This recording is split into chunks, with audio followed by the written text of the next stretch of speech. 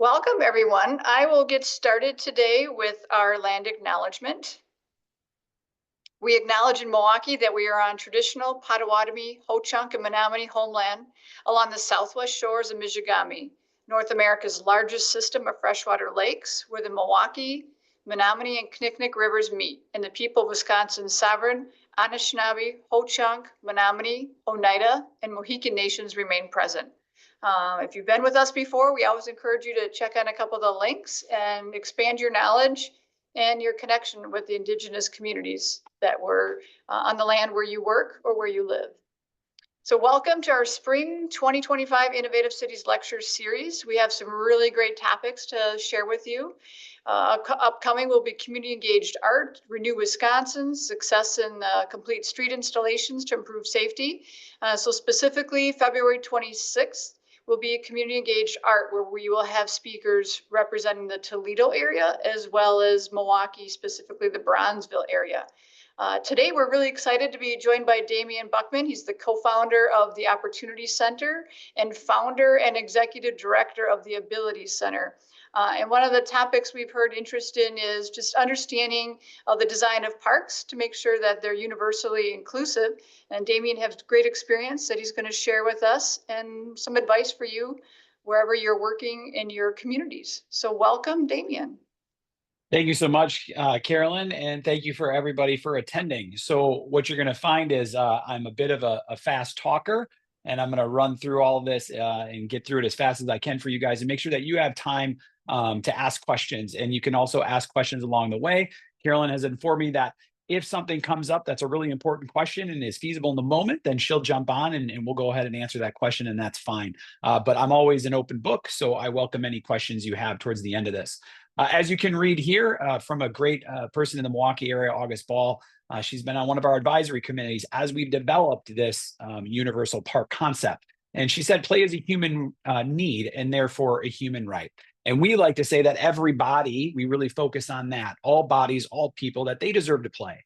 And play is absolutely a human right. And for me, I think one of our biggest issues is that we stop playing as we become adults. We don't remember how important it is, how valuable it is. It's even studied in adults, and they've come up with 9 very prominent values in actually continuing to play and what it means for us. So when we think about parks, when I think about designing parks, that's what we're really thinking about, is we're thinking about everybody. So let's set a baseline for everybody right now of why this matters to you and why this matters to everybody. So this is actually from a UWM professor, Dr. Roger O. Smith, that I met well over a decade ago. And he mentioned this concept that we all belong to one demographic that he called TABS. And that stands for temporarily able-bodied. So whether it's disease or an accident or the aging process, the need for greater access is inescapable for all of us. I'm sure you could all, if I had the audience out there and asked you to raise hands, I'm sure a lot of us have had grandparents or elderly parents that have experienced that loss of mobility, and even a step into the house can be too much. And we believe that people of all abilities should be able to play from kindergarten until gray, until we're seniors. And every time we go to a park and we often just think about kids, we're thinking about the child, but the child is, no matter who's come with them, is always looking to the adults behind them and saying, hey, look what I can do. Hey, come with me. They want your engagement. They want your participation, and you should be able to participate. Now, that being said, another little nugget I want to give you to think about as we're talking about this is that access does not equal inclusion.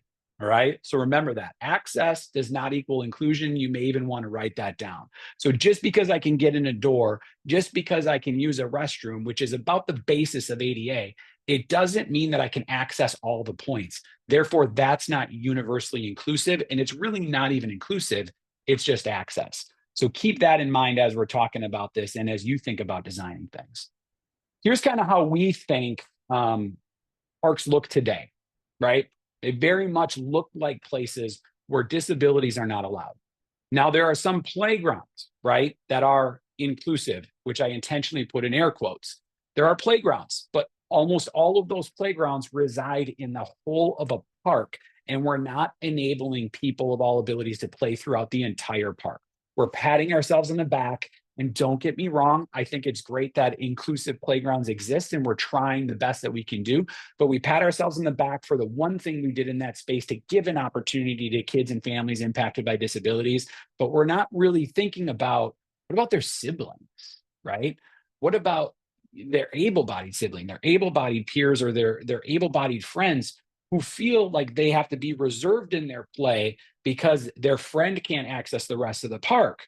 So we're often only thinking about the individual, and more often when we talk about playgrounds and parks, a child with a disability, we're not thinking about the parent with a disability or the grandparent as well. So let's talk about that word disability. I take the dis out of it, not really because it's gimmicky, and I don't like to think about disability as if disability is a problem, which it is not. Disabilities have been around as long as humanity's been around. And therefore, what really is causing the disability is design. It's not the disability itself. And if we focus on that word ability, it really just means the talent, skill, or proficiency in a particular arena. So what do I mean by that? And how do we kind of explain that? When we go play wheelchair sports, for example, with friends of all abilities, we'll talk about if disability means you can do something, or if ability means you can do something well, then you individual who may be able-bodied getting in a sport wheelchair for the first time, you might be then, by theory, the disabled wheelchair basketball player for the day, where I would be the very abled wheelchair basketball player for the day. So we give them this different perspective that understands what does ability really look like, and we all have different ones. Of course, there's always the joke too of like, I really love to sing, but I probably kind of have disabled vocal cords, and you don't want to hear me sing in the shower at the top of my lungs because I've got a terrible voice. Now, here's the other problem with disability that I like to share is that we really largely, because of the way society has molded us, because of the way our parents have raised us to be kind, but at the same way by saying, don't look, don't stare, don't point, don't talk, we've really seen disability as this thing about can't versus can. Now, usually I'd ask the audience, and we're not really engaging much today, what this gentleman can't do, but I'll just jump right into it. Usually people put it in the chat. He can't see, right? That's hard to tell by this picture alone. But if you saw this gentleman, who's a good friend of mine, who had retinoblastosarcoma, so he is completely blind, prosthetic eyes in the dark line. And if you saw Tommy, is his name, walking down the street with his cane, you would immediately think he can't see, which you'd be right. But we have a hard time getting into the space of what can Tommy do? Well, it turns out Tommy can play the drums and is a musical artist. He can run marathons and cross country. He can skate parks, right? And his favorite time to skate is nighttime because no one's there, because no one else can see, and he doesn't need to see it anyway because he can't. So there are a lot of things that Tommy can do. Many things, countless things that people with disabilities can do, but we often see them as individuals of what they can't do. And again, remember that idea that the limiting factor is design. It's not the disability.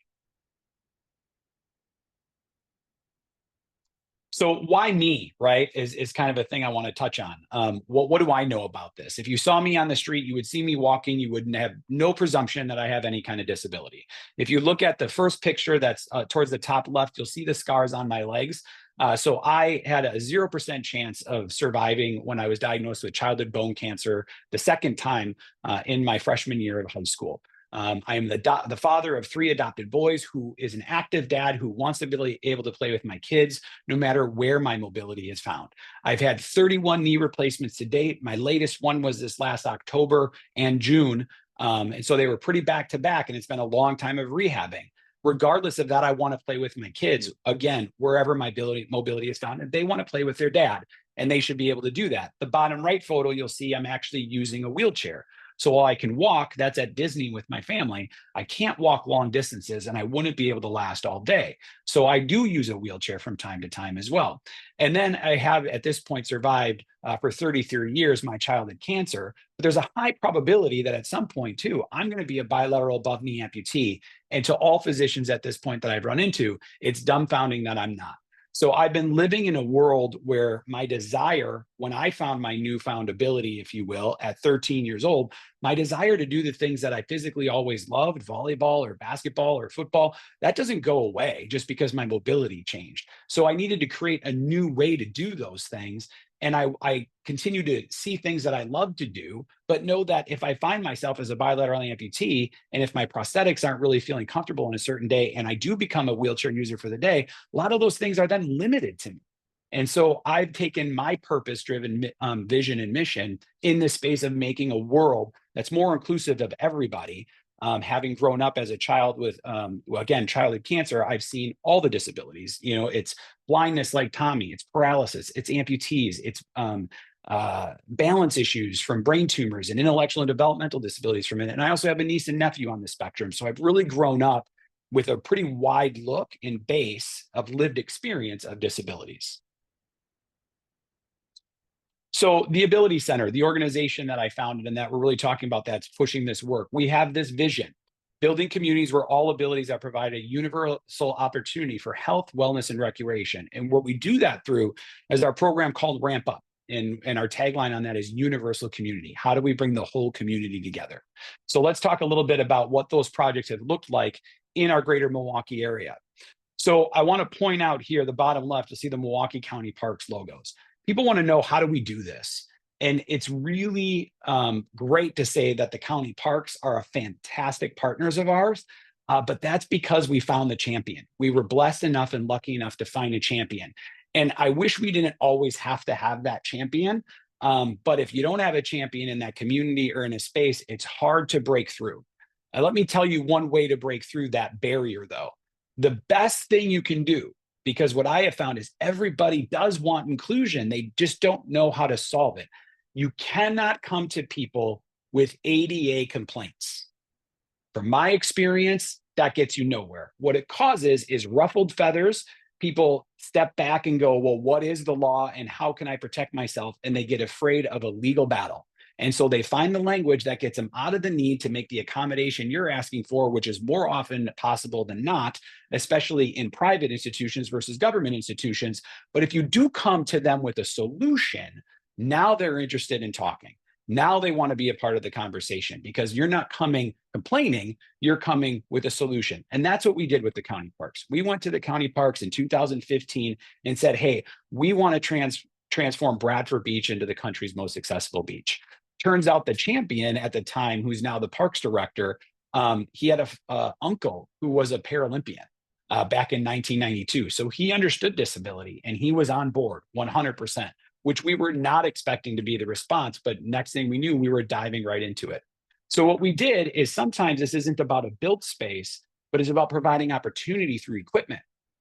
And so our basis in Ramp Up and the universal community idea is that a lot of people with disabilities, most in fact, come with caretakers or family members or spouses, et cetera, that can help them, or they're independent all on their own. They just need the opportunity. They don't need the organization to be there to support them. And they should have that access that everybody else has. So in 2015, we put beach wheelchairs at Bradford Beach, and then I'll show you what we built in 2020. In 2016, we put hand cycles at Veterans Park so that everybody could bike our lakefront. And in 2016, we followed that with ice skating sleds at the Red Arrow Park and Wilson Park. So these are places where you could check out bikes or you could check out hand cycles, or if you were able to walk on the beach, you could walk on the beach. Or you can check out bikes, I'm sorry, and ice skates. You couldn't do that if you had a mobility impairment until we placed the equipment there. So you're talking about $5,000 to $20,000 of equipment opened that world for people of all abilities. Now, here's a little bit about the project, and I'll try to kind of go fast through it. So what we did was, what I like to talk about is that I want you to look at everything this is not. I don't want to really look at what it is. So first of all, it is not ADA compliant, because ADA compliance is minimalism. It doesn't create inclusion. It doesn't create an environment, to me, where people feel welcome, wanted, and comfortable. Those are really the three things I think about when we're designing. So we intentionally did not build a switchback ramp. We intentionally did not make it ADA compliant. ADA compliant said that that ramp needed to be 5.5 feet wide. That is not wide enough for two balloon chairs, wheeled chairs, to go back and forth, or for someone who's coming on or off the beach in a chair to just have somebody walking by them. So, and then also, it's not a switchback ramp because that looks like it's for people with disabilities. We wanted this to be kind of a grand entrance to the beach that everybody used, and we knew everybody would. And so we also built a plaza and steps, because in a case of somebody like myself, or maybe someone with arthritis, less steps is better. So if they didn't have to walk down the long ramp, they could just walk down the steps and be right on the beach. And it's a place where people can congregate and sit and look at the lake, etc. And that's really what we were going for, not something that looked like this is the disabled only entrance or disabled purposeful entrance. We wanted to be something for everybody. And then as you can see, the mat also extends depending on where the tide is. It extends all the way down to the water. So if you are not able to transfer into a beach wheelchair because of your mobility needs or disability issues, you can actually still get all the way to the waterfront. Now, we told the county parks that everyone's going to use this thing when we were building it. And I don't think they really believed us. And you would have thought we staged the day when we opened this and cut the ribbon, because on that day, a woman on a powered scooter went all the way down to the waterfront. A family of, I think, 3 or 4 on powered unicycles used that mat. Bicycle, skateboarder, family members, as we said, would do it with their children and strollers, etc. They all used it. It's more convenient. It's easier. The sand's not hot. It's a great addition. And then that mat, we actually chose a 6.5 foot wide mat, which is, again, above ADA compliance, because that allows people to go to and fro and not be in each other's way. And of course, you can see down low here, because we're in Wisconsin and drinking is important here, we had to add a mat that took everybody to the tiki hut. So the beach is now accessible as long as you can get in a beach wheelchair from A to Z, not just point A to B. The whole thing is inclusive. As you can see here, if that is a board member of ours, John, who has MS, this is the first time he was able to access Bradford Beach in 25 years. But if he was all the way to the right, he would be in kind of one lane of the mat and somebody could come with him. This was a boy who has muscular dystrophy. He was 18. First time he ever went to Bradford Beach was the day that we opened it.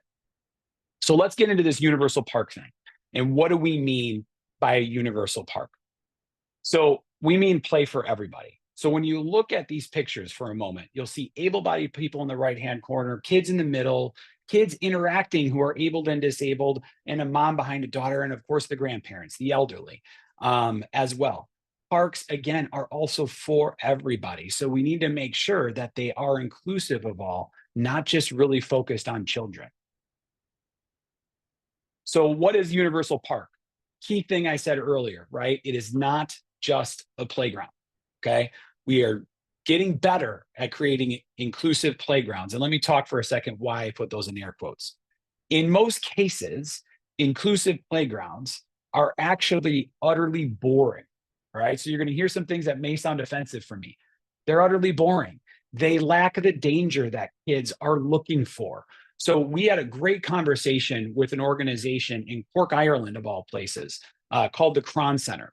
The Cron Center in Ireland, if you're not familiar, is about helping people who are wheelchair users, the collective family with a 2-generation approach, how to be more independently efficient, all right? Now, that's not a thing in Ireland, is what we were told. That there are still moms or dads in their 60s, 70s, and 80s who are transferring their children out of their chairs, who could transfer on their own if they were taught the skills and given the tools. They have that capacity. They're still transferring them, their 20, 30, 40-year-old children into bed or into their chairs or into the bathroom, et cetera. Even incontinence issues are not something that was taught. So the Cron Center was founded to help people who are wheelchair users in Ireland learn how to be independent wheelchair users. That being said, when they asked all of their constituents, what do you want from us? What do you need from us? What's most important to you? They expected the response to come back that would have a very high medical basis of needs is what they would come. But they came with what I knew they would come with when this gentleman, Padraig, told me. They wanted play and they wanted opportunities to socialize. These kids, these families, these individuals are no different than anybody else. They want what everybody else has. It's not that they're not thinking about their mobility challenges or their disability needs, et cetera. They know those, but what they want is what they don't have. And that's the access they are looking for. So the Cron Center actually did a quick study and also learned that kids don't feel the sense of adventure or danger that they're looking for until they reach 8 feet high. So when I say inclusive playgrounds are boring, most of them don't go above 4 feet high. And so you're not giving those kids the sense of adventure that they're looking for, but then we're not providing those individuals who are their siblings or their friends, their peers, the people they came with, the opportunity to have the adventure that they're used to either. So now my able-bodied friend leaves because they have no interest in playing on that playground because it's one of the most boring ones they've ever played on in their life, right? And they don't stay as long as they would on a normal playground. And now you're left behind. The child or the individual with a disability, it still has an opportunity to play, but we didn't create the inclusion I think that we're all looking for, right? And then, as I said earlier, I like the opportunity. I'll use the example of there's a girl named Alice and her brother James. They're only a little over a year apart. Alice has spina bifida. James is a typically developing sibling. And James should be able to leave the playground knowing Alice could come with him if she wanted to. He shouldn't have to change his play based on Alice's needs. It's not his job to be a caretaker. It's ideally his job to be a good big brother or be a good friend, et cetera, but it's not his job to be a caretaker. And he should be able to explore like any other child can. But often those siblings don't get that capacity because they do feel like they have to support their sibling and be a caretaker, or their friend for that matter, in their class. So we've got to go beyond the playground.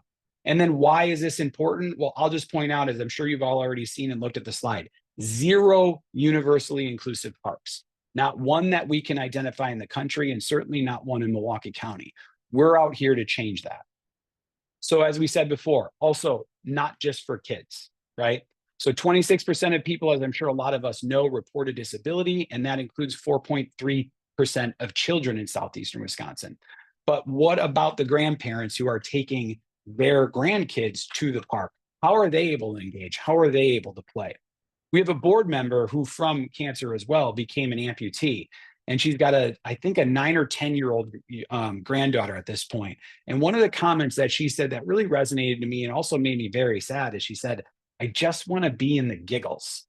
And she doesn't get the chance to play with her granddaughter because the playgrounds they go to aren't inclusive, aren't accessible. She doesn't feel safe on her prosthetic. So if you're a person from Parks or Recreation and in the community, again, I want you to not just think about the child, but here's a grandparent who's never had the opportunity to push her granddaughter on a swing. Unacceptable. We can all do better. This is fixable. Again, the disability isn't the problem. The environment is the problem. The environment is what causes the disability, if you will.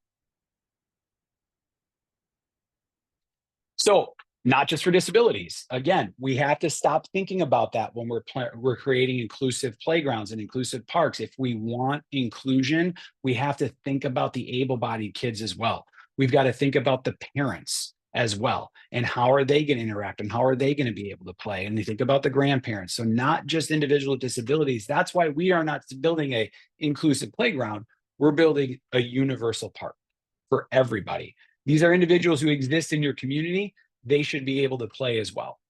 And on that note, let me back up for a second to Bradford Beach. You know, one of the funny things that we were told is we don't get anybody with a disability down here.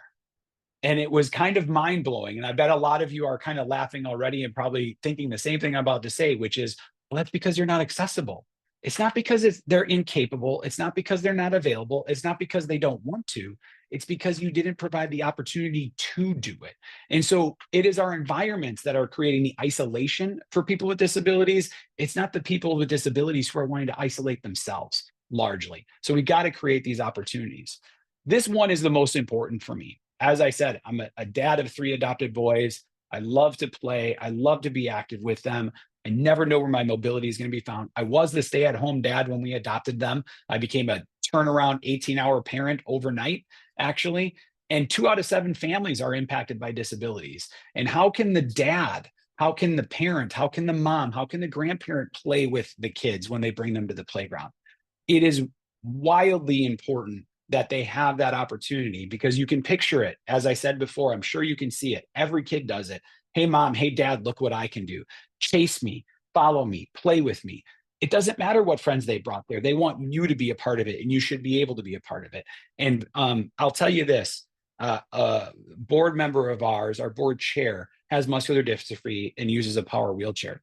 His brother was the same, muscular dystrophy, power wheelchair user. He had 3 kids. He asked me one thing: how can I play with my kids?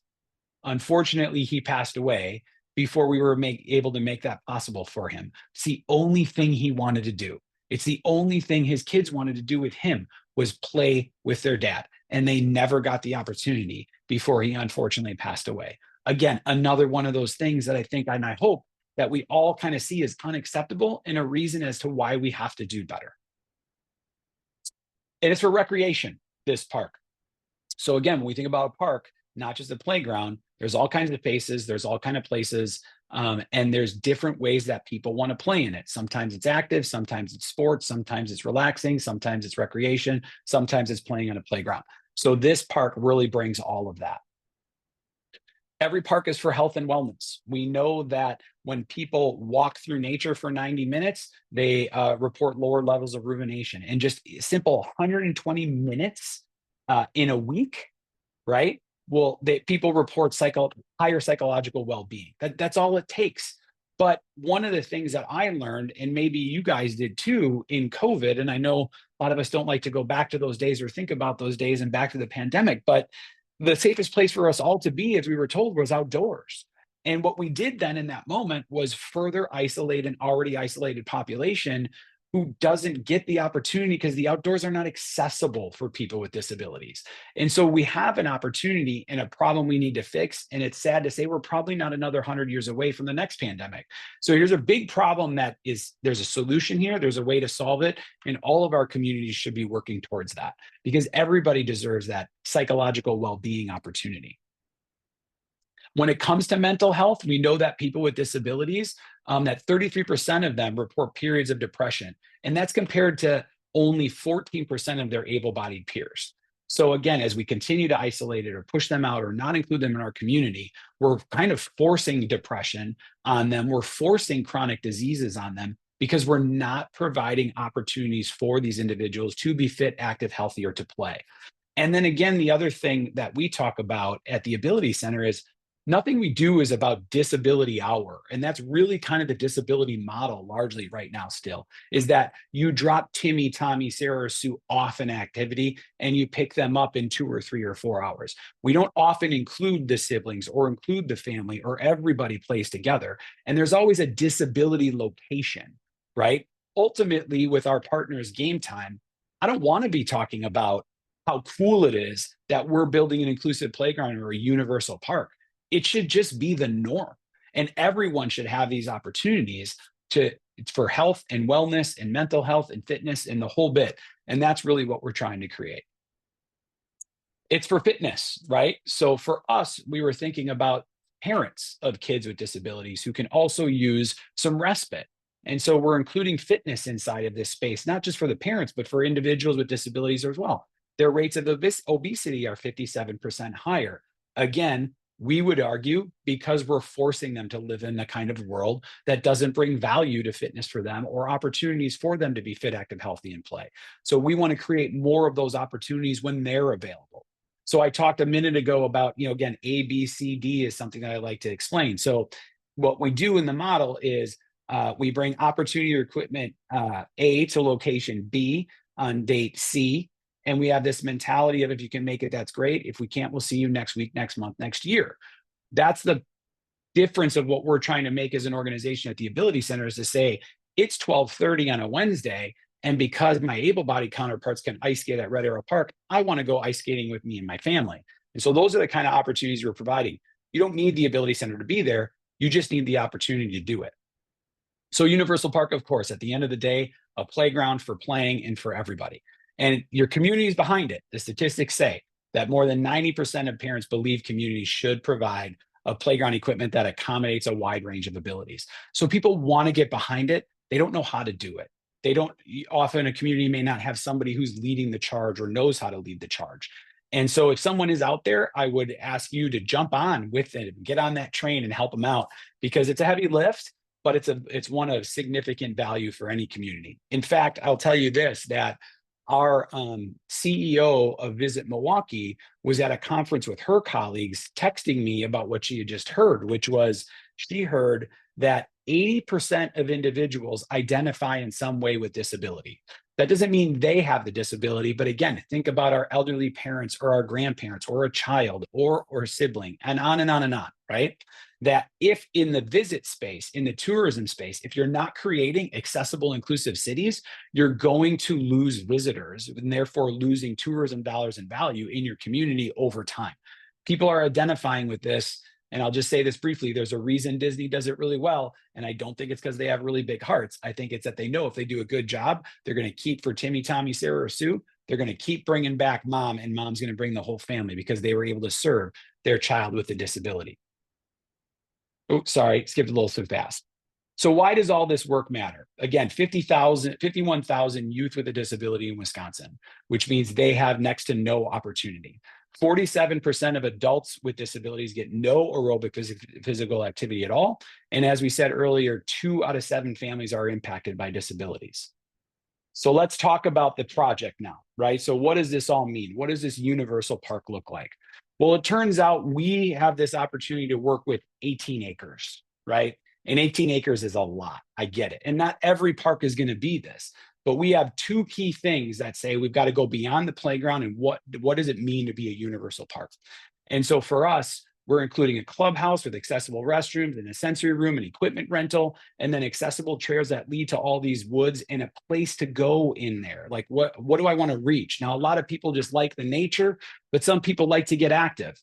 And if diabetes and heart disease and obesity are the #1 issue of disability, not the disability itself, this is according to the CDC, well, then we need to give them reasons to get out in those woods. So we have play pockets and fitness pockets throughout and reasons to access this trail. But right now, if you were to come to this park, and I don't know if you can see my cursor, but right about at this point here, the trail just ends. It's done. It doesn't, everything else you see in here is not planned. But you can see from the first ever universal baseball field that we're creating to typical fields, hardball and softball field, and then play spaces, therapy, rehab, we're taking the whole 18 acres and making it inclusive. Now, one thing I really want to point out is not a disabled park, a universal park. So this opportunity for able-bodied kids or able-bodied adults to be able to play side by side people with their community with disabilities, now we really have a ripple effect where people can see what ability really means. So if you've got a miracle league going on the universal field or wheelchair softball, for example, alongside a hardball game, you've got opportunities for the community to interact, even if they only see each other, because this is not, again, a place where you drop people with disabilities off. This is a place for everybody. And that's the model of universal community or ramp up, and really the theme of what the Ability Center does in our mission. Here's a shot of a really good kind of look, and I'll point out some things of the park that we're building. So it starts with this building, which is the most important piece to me. There are times when we're building inclusive playgrounds and communities, but we're not providing the simple access to use the restroom. Now, when we do that, it is simply screaming to families impacted by disabilities, you can stay as long as you don't have to pee. As soon as you have to pee, sorry, we don't have anything for you. You have to go home. Our goal is that people leave this park only because they're exhausted and someone looks back at their mom and says, I simply can't play anymore. I'm tired. Take me home. So it starts in the building. Behind here, and I'll share it with you, is a space that we call sensory safe playground. So there's multiple playgrounds in this park, and we'll talk about why that's important. On this side is the universal playground. This is the fitness area that we talked about. And then there's a 2 to 5 play area as well. And then this is the softball field, the hardball field, and the universal baseball field. Again, never been built before. Miracle Leagues exist for those who are familiar. Miracle League has even discovered that their problem has become their fields are too small. As their participants age up, they're able to knock it out of the fence all the time, and they can't really create the game that they're looking for. And so we want to provide that opportunity where a field expands, which is what this field will do. So it works for all kinds of baseball, including pickleball, basketball, wheelchair softball, wheelchair football, wheelchair lacrosse, wheelchair rugby. All kinds of different sports can be played on this field. And of course, we don't say that it's for disabilities only. Anyone who wants access to it can have it. So our hope is that this model actually might be a field that urban areas would use, because now it's something everybody can access and everybody can use, even big enough for Little League, et cetera. So here's the building that we talked about. Here's the feedback that we got almost more than anything. Shade, shade, shade. is what a lot of parents kept telling us. Now, there's a lot of natural trees in this park that provide a ton of natural shade, but then we also know that individual with disabilities can have issues with cooling or warming, temperature regulation. So we wanted to give them a space in the winter and the summer to take care of that, but then also sensory rooms inside of this space for a place for people to escape, caretaker restrooms. All the stalls in the gender-specific restrooms are accessible. And one is even large enough that if there were same-sex caretakers or otherwise, or your needs, the stall is large enough to actually have an adult-sized changing table, a sink, and a toilet, so that someone else can join you in that space if you need it, or you're in an extra large power chair or otherwise. So a lot of really inclusive access that, again, makes people, as I said, feel welcome, wanted, and comfortable. That's really the vision we're always looking for. So here's Sensory Safe Playground. I really want to hit this one a little bit hard with you guys, because this actually came out of a conversation with a group at Children's Wisconsin Hospital of parents who are their advisory group to a group called the Complex Care Team. Now, the way the hospital describes this, or the physicians in the group, is that these are children with, or patients with 3 or more anomalies. So usually pretty profound disabilities. And what one mom had the courage to say while I was talking on a Zoom like this with all of them is she said, you know what? I don't take my child to inclusive playgrounds. And I was like, wait, whoa, why? Like, this is what we're trying to design for. They said, well, they're often the newest, and for a period of time, they're the most activated, and therefore they're not safe for my child. And I said, well, wait, that's something we've got to fix. And so we took this very intentional approach, putting it right next to the building for their needs as well, that this has lower level play elements, so that, as I will describe, my boy band of boys that I have that are bananas and very active and very busy, this isn't going to provide the entertainment for them, or the activity or the danger or the adventure that they're looking for, that they want. They would last 30 to 60 seconds here, maybe 2 minutes before they leave. So we're already removing them to the other playground. That's the universal inclusive playground, which I'll show you, so that we can keep those kids with high sensitive or high needs, care needs or disabilities. We can keep them safe. And they don't have to feel like they have to get in their van and leave because it got too overcrowded or unsafe. They have another place to go. That doesn't mean that they can't be at Universal Playground at all. It just means the play is different here. The people who play are different here. There's a little bit of different rules in this space.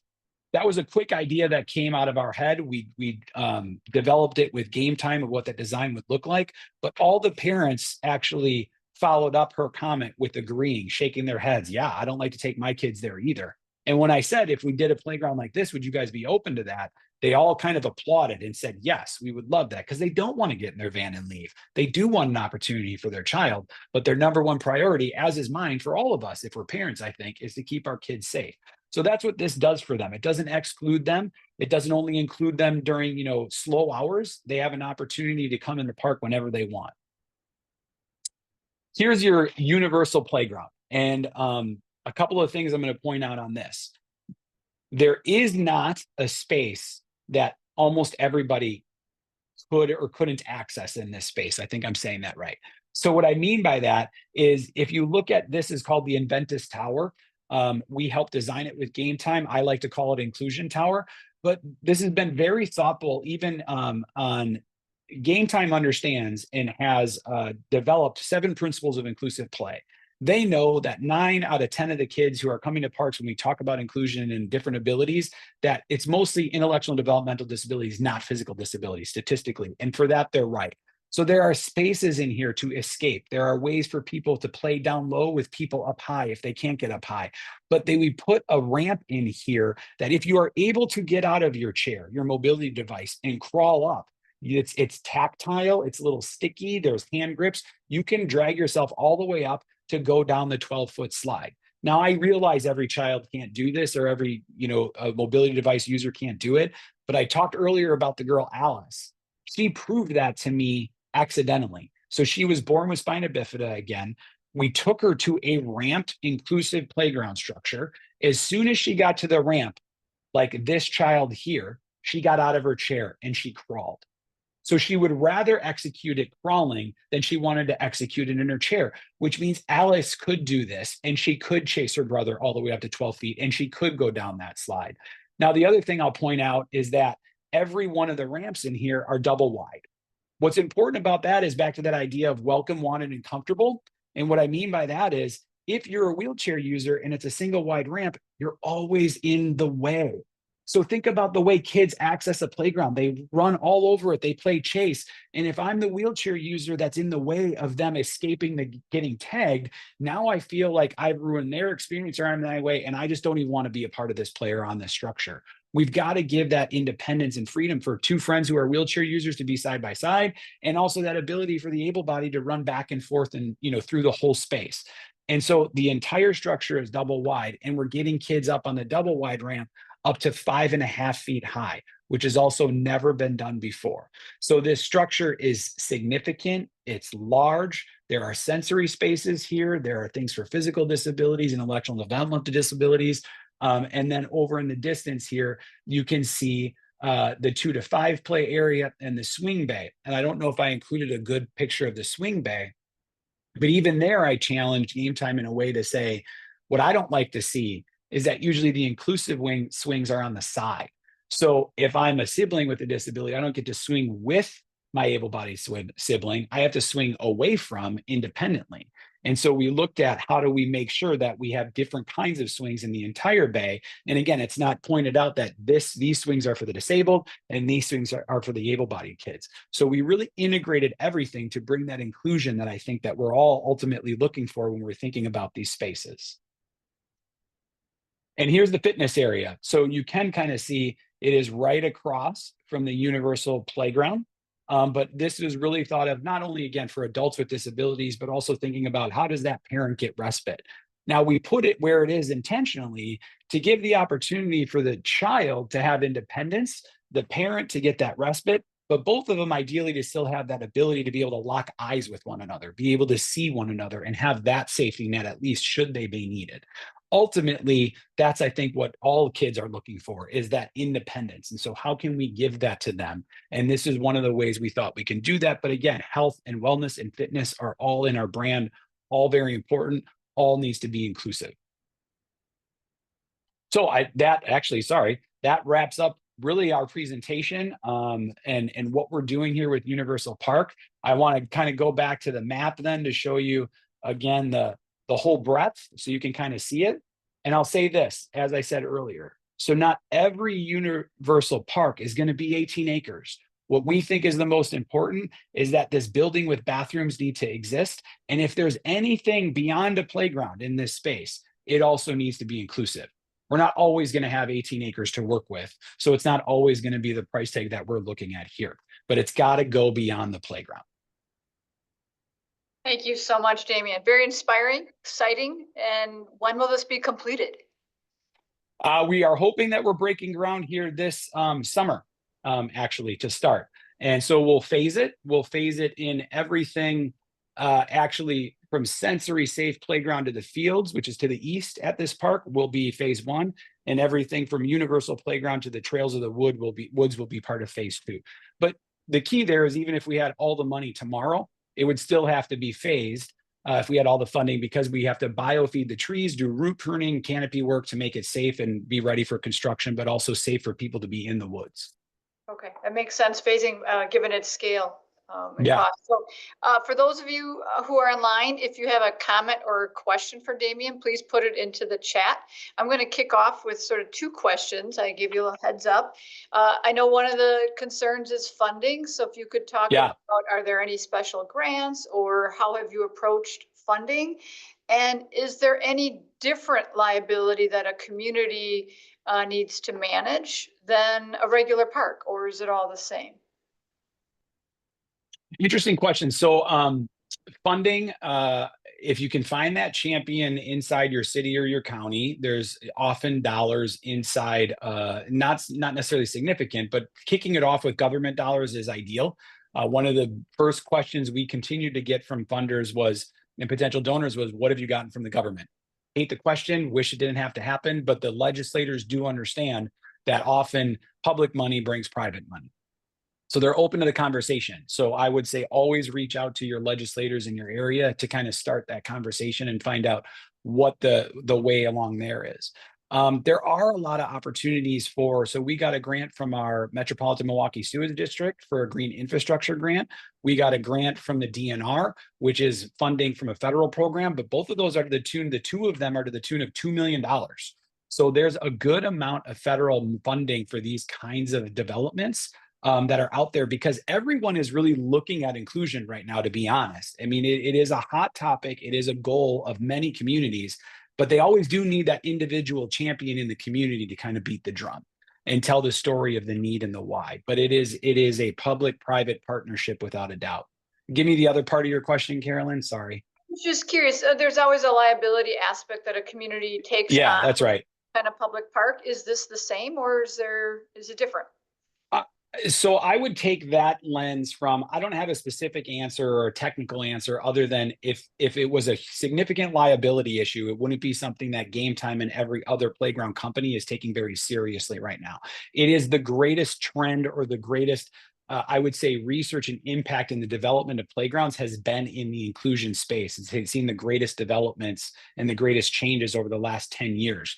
If it was a major liability issue, they wouldn't be doing it.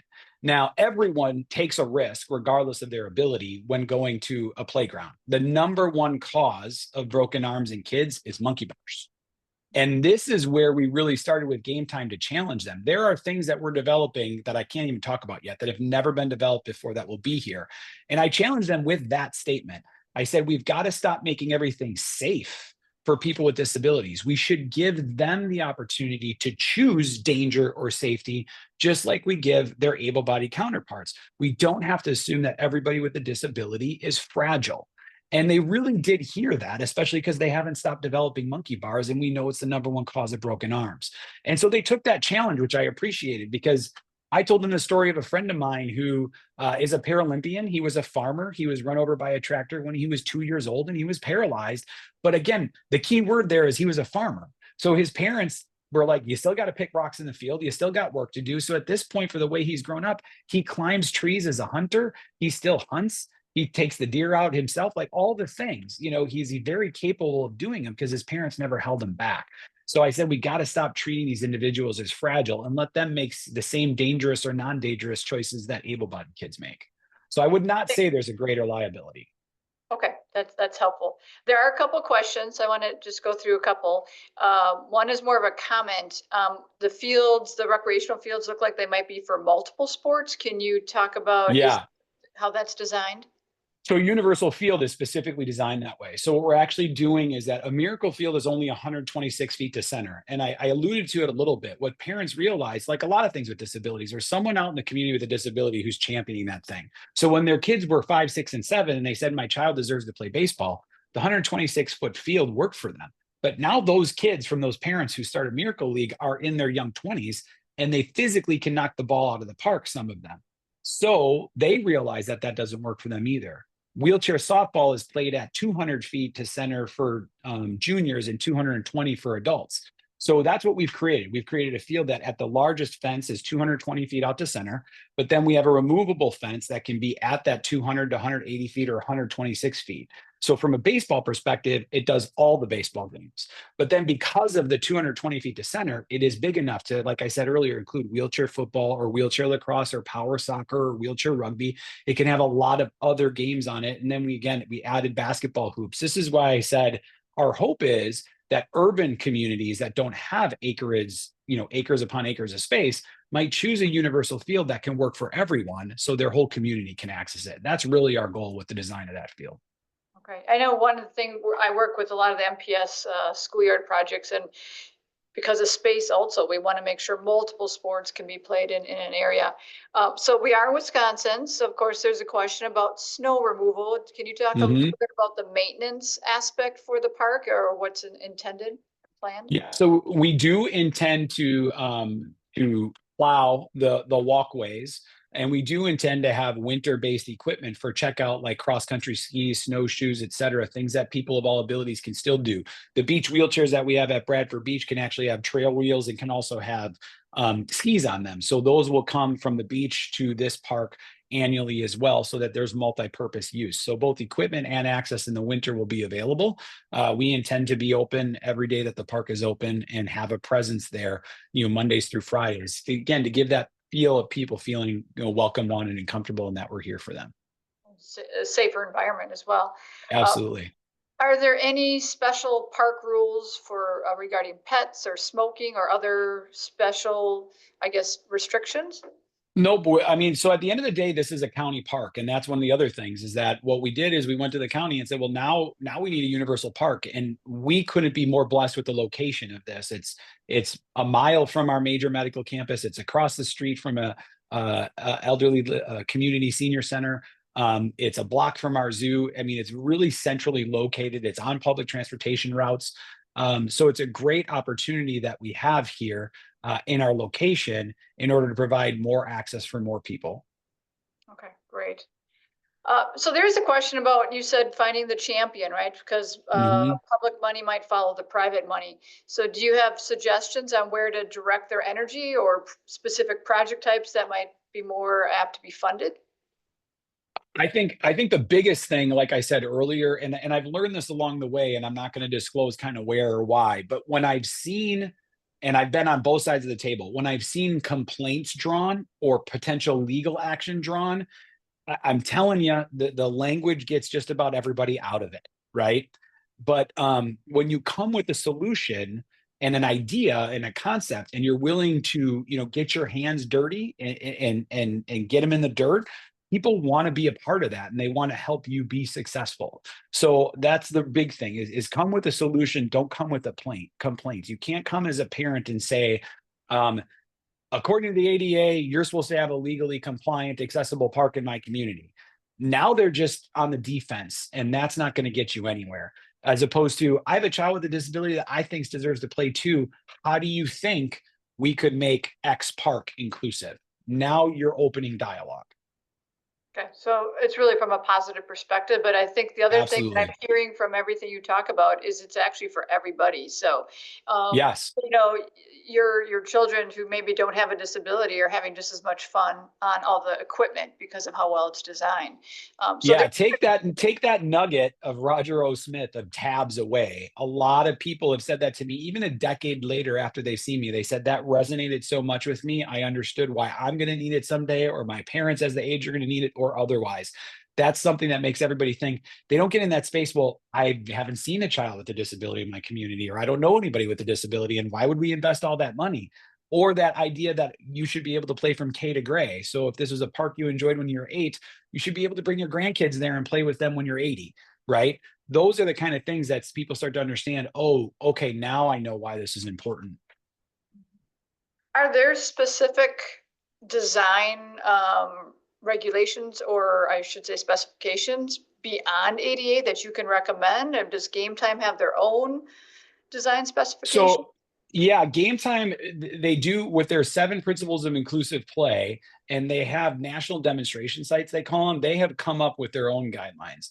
There are some very odd, ADA guidelines that once you start making a thing ADA compliant or inclusive, you have to add a certain number of elements. And there's really no rhyme or reason behind it that I can find, but that's what they've come up with. There are no rules of what is an accessible surface at this point. I actually had a lady call me to talk to me about that, and they're doing work right now to say this is why this surface is the most accessible and should be used. But from a park's perspective, I think they call wood chips ADA compliant, right? So there are no standards uh, until you get started, is what I've learned. So, and that's what's really hard. So when we want to talk about the ADA, and it's been out since, for almost 35 years now, 35 years this year, you still don't have to build an ADA compliant playground if you're building an entire new structure. But once you start putting things in, then there are parameters on how many pieces have to be inclusive. Okay, and I don't know that you're seeing all the comments, but obviously there's overwhelming support for you as an individual, but also for this as a movement, and it shouldn't Thank be you. it shouldn't be unique, right? Every community should have No, it. Uh, that's right. just a reminder, Blythe put in the survey on in the chat. It would really be great to hear if you have other topics that you'd like us to explore for next fall, or individuals that you'd like us to bring in. And I will connect you. I know Amy's online, Amy Hansel. I've done some work with her. She's designing a community for adults with disabilities. So I Oh will yeah. connect you. But there's a question. I'm going to read this one. It's a bit longer. So how much of the play structures are proprietary products? And is there a market for universally accessible play structures, or did you need to design specific play structures for this park to achieve your goals? So what we have designed that wasn't already designed is we'll see the first ever wheelchair slide. We will the decks that they had to design to get the double wide ramps as high as we want to, that's going to be custom and hasn't been designed before. The Thrive Therapeutic, or the idea of outdoor physical therapy, that's a piece that we're designing, that we are pushing with them. So there isn't a lot of proprietary things here as much as there are just modifications. Like I said earlier, Game Time, they have taken a true, I've chosen them as a partner, and they've allowed me to kind of choose them, and they have come on board with this because they do it better than anybody, and they do it more sincerely than anybody I've seen. So when we were at the National Parks and Recreation Association conference, you could look at their booth compared to everybody else's, and we know that everyone else's booths, we know that they have inclusive products, but no one else featured them to the level in which Game Time did. Game Time's entire booth, and you wouldn't even know it, was inclusive. And that's beautiful design. When you don't know that this is for somebody with disabilities, kind of like we designed the beach intentionally, that's when you know you've done it right. Yeah, because everybody is comfortable using it. Yeah. Exactly. Right. So if somebody wanted to reach out to you to ask you to present to another group, should they go through the Ability Center, or are you comfortable sharing? Yeah. There I you just are. shared my email. There's your Yeah. contact Yeah. information. Not a problem at all. Listen, this Yeah, is, sure. Yeah. I said earlier, and I can't say this more intently, and sometimes I try not to fall into tears. Like, I believe this is why I survived the unsurvivable. Doctors told my mom to just take me home and let me die. I wasn't going to see my 15th or 16th birthday. So live out your days comfortably. And obviously that didn't happen. I'm going to be 47 this year and a 33-year survivor. So this is my life's purpose to me. So if I can help any community or anybody improve what they want to do, you know, one of the big things we did here, and we do keep hearing over and over again, is everyone thinks they want an inclusive playground until they see the budget. And that's a problem that we have to solve for. So I don't think we should run away from it. I think you should say, okay, our community has a $300,000 budget to build a playground. That's what we can do. Dear community, dear corporations, dear sponsors, dear whoever, how can you help us make it inclusive, which is maybe going to cost us another $200,000.